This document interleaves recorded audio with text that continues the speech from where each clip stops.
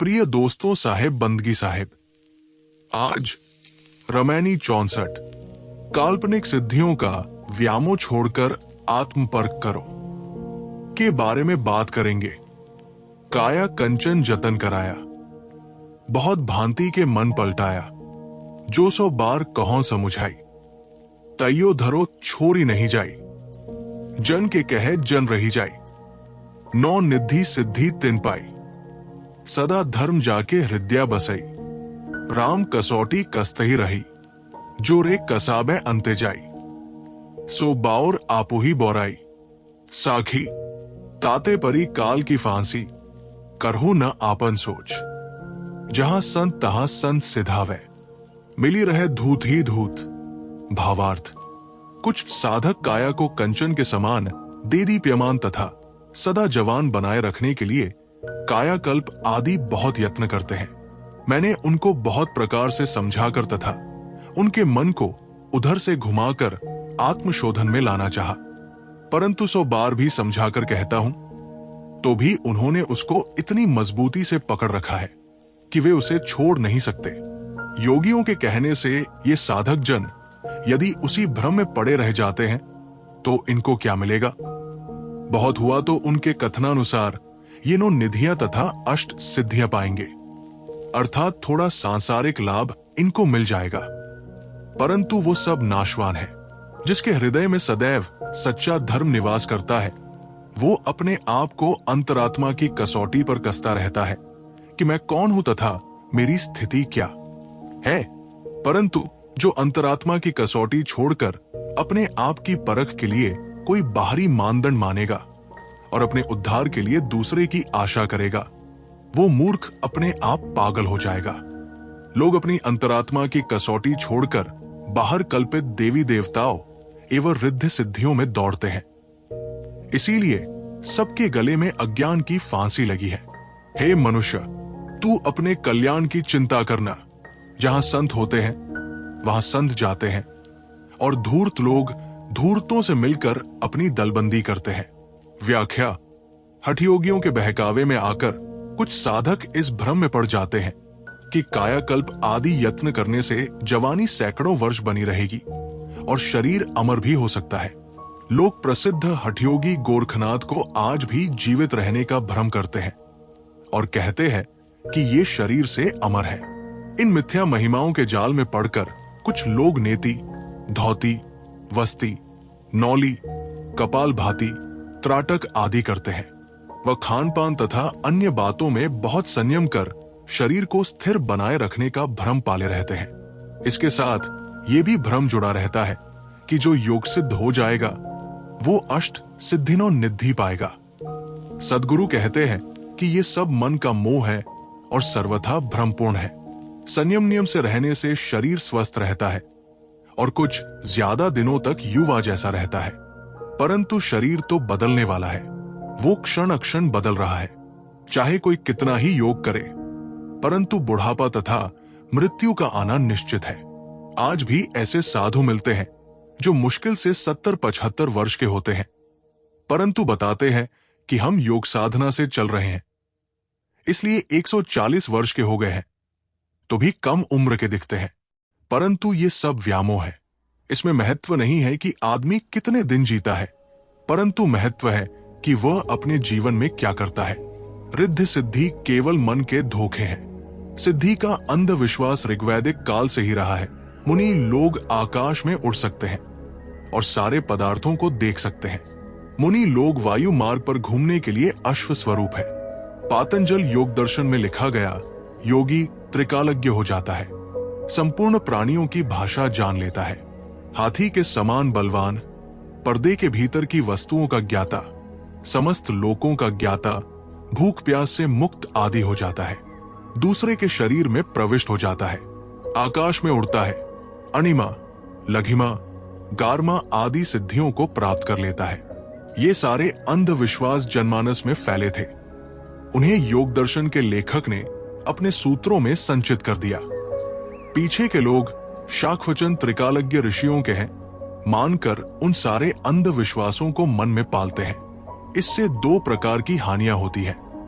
पहली हानि यह है कि हम अंधविश्वासी बनते हैं और कारण कार्य व्यवस्था के बोध से वंचित रहते हैं। इसलिए कोई भी जालसाज हमें योग का पाखंड दिखाकर ठगता है।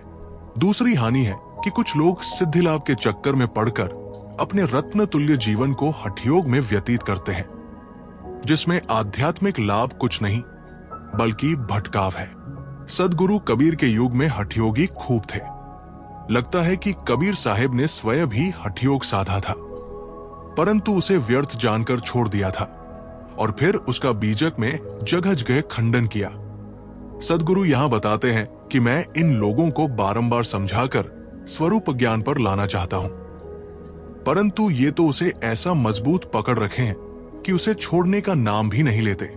सदा धर्म जाके हृदय बसई, राम कसौटी कस्तही रही। ये पंक्ति बहुत मार्मिक है। जिसके हृदय में सदैव धर्म बसता है वो अपने आप को रामक सौटी में कसता रहता है। रामक सौटी है अंतरात्मा की कसौटी। इस पंक्ति में दो शब्द महत्वपूर्ण हैं, एक धर्म और दूसरा रामक सौटी। इन दोनों शब्दों पर हम खुलासा विचार कर लें। हम पहले धर्म को ले। धर्म है वस्तु का स्वभाव तथा उसके नियम। एक भौतिक क्षेत्र है तथा दूसरा मानसिक क्षेत्र है। मूल द्रव्यों में उनके अपने स्वभाव तथा नियम है जो उनमें अंतर्निहित है। उन्हीं से जगत की सृष्टि निरंतर चलती है। मूल जैतत्व दूसरे जैतत्वों का उपयुक्त संयोग पाकर अपने अंतर्निहित नियमों से नए नए कार्य बनाते रहते हैं। जैसे खेत वर्षा उपयुक्त ऋतु तथा बीज पाकर फसल उगल देता है। लोग कहते हैं संसार के नियम देखकर उससे भिन्न नियामक की कल्पना करना पड़ता है। ये ज्ञान से पलायनवाद है और प्रकृति के नियमों पर एक अस्मिक्षात्मक भोले देव को थोपना है, जिससे जब चाहा जाए अपनी इच्छित वस्तु की भीख मांग ली जाए। यदि पानी नहीं बरस रहा है तो उससे पानी की वर्षा मांगी जाए। संतान, धन, निरोग्यता, पदोन्नति न मालूम कितनी चीजों की भीख इंसान मांगता है उस देव से जिसे उसने स्वयं गढ़ा है। देववाद ने विवेक ज्ञान को सुला दिया है। जब मूल द्रव्यों में नियम देख ही रहे हो तब उससे भिन्न नियामक की कल्पना करने की क्या आवश्यकता। जब देख रहे हो कि बीज, पानी, प्रकाश, वायु, मिट्टी आदि की अपनी सारी योग्यताएं मिलकर पौधे तैयार हो गए और उनमें फूल खिलाए, तब ये कहने की क्या आवश्यकता कि इन फूलों को किसी देव ने खिला दिया है। अतएव प्रकृति अनादि है, उसके स्वभाव तथा नियम उसमें अनादि अंतर्निहित है और उनसे जगत का संपादन नित्य होता है। भौतिक पदार्थों में ये अंतर्निहित स्वभाव, गुण, नियम आदि उनके धर्म है। हमें चाहिए कि हम विवेक तथा परख द्वारा उन्हें पहचाने और उनके मंगलदायी कार्यों में अवरोधक न बने तथा अनिष्टकारी कार्यों को रोकने का भरसक प्रयत्न करें। आग लगने पर हम उसे पानी, मिट्टी आदि से बुझाने का प्रयत्न करें। देवता की प्रार्थना नहीं कि वो उसे बुझा देगा। आग का स्वभाव है जलाना, चाहे उसमें ददरिया की किताब पढ़े या धार्मिक ग्रंथ, चाहे दुष्ट पढ़े या संत। व्यापार में गिरावट हो रही है, खेती में सफलता नहीं हो रही है, नौकरी नहीं मिलती या छूट गई है, स्वास्थ्य ठीक नहीं रहता है, तो हमें इनके कारणों को पहचानना चाहिए और उन्हें भरसक दूर करने का प्रयास करना चाहिए। इन सब के सुधार के लिए किसी तांत्रिक, पंडित या महात्मा नामधारी से पूजा कराने की आवश्यकता नहीं है। तुम्हें जिनसे सुख दुख मिलते हैं वे तुम्हारे चारों तरफ फैले जड़ चेतन हैं। उन्हें और उनके स्वभाव को पहचानने की आवश्यकता है और उनके ग्रहण त्याग तथा सदुपयोग करने की आवश्यकता है। पेट खराब रहता है तो उसके लिए न भभूत झड़ाने की आवश्यकता है और न पूजा करने की, किंतु अपनी आंत को पहचानने की आवश्यकता है कि वो क्या और कितना ठीक से पचा सकती है। बस उतना ही खाओ, फिर सुखी रहोगे। भौतिक क्षेत्र से भी तुम्हारे ज्यादा निकट मानसिक क्षेत्र है। उसके स्वभाव एवं नियमों को पहचानने का प्रयत्न करो। तुम्हें तुम्हारा मन क्यों परेशान करता है, इसे पहचानो। मन का क्या स्वभाव है उसे परखो। क्रोध, ईर्ष्या, काम, लोभ, मोह आदि विकारों में लिप्त रहोगे तो तुम्हारा मन अशांत रहेगा ही। हजार पूजा, जप, तीर्थ, देव आराधन करो। उनसे तुम्हें क्षणिक संतोष भले मिल जाए, परंतु मन की उलझन नहीं मिट सकती। वो तो मन को परख कर उससे सारे विकारों को दूर करने से ही होगी। तुमने जिसको तकलीफ दी है, उसी के पास जाकर और पूर्ण विनयावंत होकर उससे क्षमा मांगने से जो तुम्हें शांति मिलेगी, वो शांति तुम्हें तथाकथित 33 कोटि देवता तथा उनके महाराजा ईश्वर से भी क्षमा मांगने से नहीं मिल सकती। नैतिकता के नियमों का मूल मन में है और भौतिक गतिविधियों के नियमों का मूल प्रकृति में है। यही इनके धर्म है। इन दोनों को ठीक से समझकर जो अपने जीवन में ठीक नियमों से चलता है, वही धर्म को समझता है। उसी के हृदय में सच्चे धर्म का निवास है। पूजा करने तथा नमाज पढ़ने वाला धर्मी है, ये बहुत ऊपर ऊपर की बात है। सच्चा धर्मी वो है जो अपने मन को सदैव देखता है कि उसमें क्या उठ रहा है और उसके विकारी विचारों को दूर करता है। धर्म संस्कृत भाषा का शब्द है और धरी धातु से बना है, जिसका अर्थ है धारण करना, सहारा देना, संभाल रखना। ये पदार्थों के नियम तथा स्वभाव ही तो सृष्टि को धारण करते हैं। इन्हीं के सहारे तो विश्व चलता है। आता यही धर्म है। मानसिक क्षेत्र में नैतिकता ही धर्म है। यही जीवन को धारण करती है। इसके लिए ऋग्वेद में ऋत शब्द का प्रयोग कई बार आया है। वेदों में ऋत के 3 अर्थ है: यज्ञों के नियम, प्रकृति के नियम तथा नैतिकता के नियम। पीछे वाले दोनों अर्थ सारगर्भित है। प्रकृति और मन के स्वभाव को पहचान कर नियमों से चलना, यही ऋत के या धर्म के अनुसार चलना है। ऋग्वेद के ऋषि कहते हैं, ऋत के पथ पर अर्थात प्रकृति के नियमों से चलने वालों के लिए हवाएं मधुर होती है, नदियां मधु बहाती है तथा वनस्पतियां मधु बरसाती है। ऐत्रेय ब्राह्मण के भाष्य में सायणाचार्य ने लिखा है, मन से वस्तु का यथार्थ चिंतन करना ऋत है तथा वाणी से वस्तु का यथार्थ कथन करना सत्य है। इस प्रकार जड़ चेतन के भेद एवं उनके गुणधर्मों को ठीक से जानकर तथा नीति दृष्टि रखकर नैतिकता से चलना धर्म के पथ पर चलना है। सद्गुरु कहते हैं कि जिसके हृदय में यथार्थ वस्तुबोध एवं तत्वबोध है और जो पवित्र रहनी से चलता है, उसके हृदय में मानो धर्म बसता है।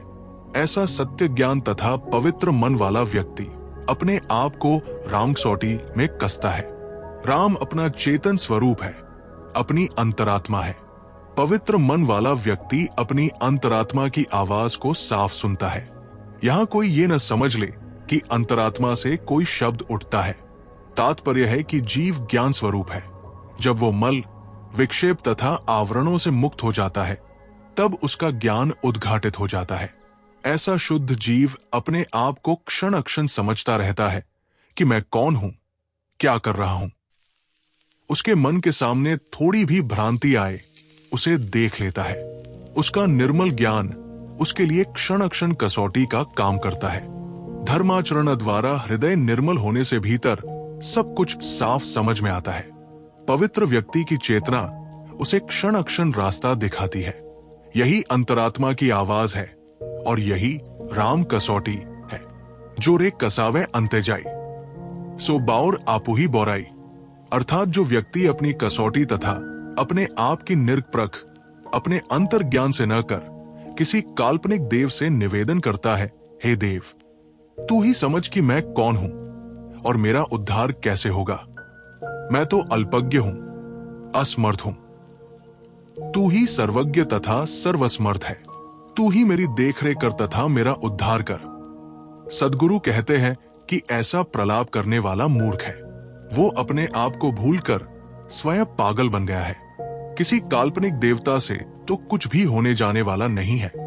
हाँ, इसके लिए सच्चे सद्गुरु तथा संतों की संगत अवश्य सहयोगी है। इसके बिना काम होना असंभव है। परंतु सद्गुरु तथा सत्संग का आधार लेकर व्यक्ति को आत्मशोधन अपने अंतर ज्ञान से ही करना पड़ेगा। व्यक्ति का अपना मौलिक स्वरूप चेतन स्वसंवेद्य है। वो परसंवेद्य कभी नहीं हो सकता। मैं को मैं ही ठीक से जान सकता हूं। इसलिए मेरी कसौटी रामकसौटी ही है। जो अपने आप को ठीक से नहीं जानता, वो कुछ नहीं कर सकता। दैववाद तथा ईश्वरवाद ने आत्मशोधन, रामकसौटी, स्वसंवेद्य, अंतर्ज्ञान, एवं स्वतः परख के ऊपर पर्दा डाल दिया है। तुम पारख रूप हो, तुम अपने आप को स्वयं परखो। टेनिसन ने क्या खूब कहा है, आत्मविश्वास, आत्मज्ञान तथा आत्मसंयम ये तीनों जीवन को परम शक्ति संपन्न बना देते हैं। परंतु जो स्वयं अपने अंतर्ज्ञान तथा परख की अवहेलना कर जगज गए देवी देवताओं की प्रार्थना करता घूमता है, वो केवल भटकता है। सदगुरु कहते हैं, ताते परी काल की फांसी, करहु न आपन सोच। इसलिए कल्पना तथा अज्ञान की फांसी तुम्हारे गले में पड़ी है और तुम्हारी हत्या हो रही है। जिसने अपने स्वरूप को नहीं समझा और अपने आप का उद्धार अपने पुरुषार्थ से नहीं किया और किसी देव के भरोसे बैठा रहा, उसने मानो आत्महत्या कर ली। इसलिए सदगुरु चेतावनी देते हैं, करहु न आपन सोच। अपने आप को इस अज्ञान तथा परावलंबन की फांसी से छुड़ाने के लिए अपनी चिंता करो न। जब तुम स्वयं अपने आप में जागोगे, तभी तुम्हारे गले की फांसी कटेगी। बिना तुम्हारे अपने आप में जगे साधु गुरु भी तुम्हारी सहायता नहीं कर पाएंगे। जहां संत तहां संत सिधावे, संत के पास संत जाते हैं। सदगुरु उसे भी संत मानते हैं जो सत्य का जिज्ञासु है और जो अपनी आंखें खोलकर संत के पास पहुंचता है। सत्य के इच्छुक को चाहिए कि वो पारखी संता के पास जाए और आत्मनिरीक्षण के लिए उनसे परख की कला सीखे। जहां सत्यासत्य परखने परखाने की संगत है, वही सत्संग है और निष्पक्ष परख करने कराने वाले महापुरुष ही संत है। मिली रहे धूत ही धूत, धूर्त कहते हैं पंचक को। जो दूसरों को धोखा दे वो धूर्त है। जो छलावा की बातें करते हैं वे ऐसी ही संगत में जाते हैं जहां लोग स्वयं को तथा दूसरों को छलते हैं। सदगुरु इस रामायणी में बतलाते हैं कि ऐसे योग में मत फंसो जिसका फल काया को टिकाऊ बनाने का व्यामोह है। तुम सत्य असत्य की परख करो, अपनी आत्मा को पहचानी और उसमें स्थित हो। इसके लिए पारखी संतों के पास जाकर सत्य पारख ग्रहण करो। गुरु की वाणी सुनने के लिए चैनल को जरूर सब्सक्राइब करें।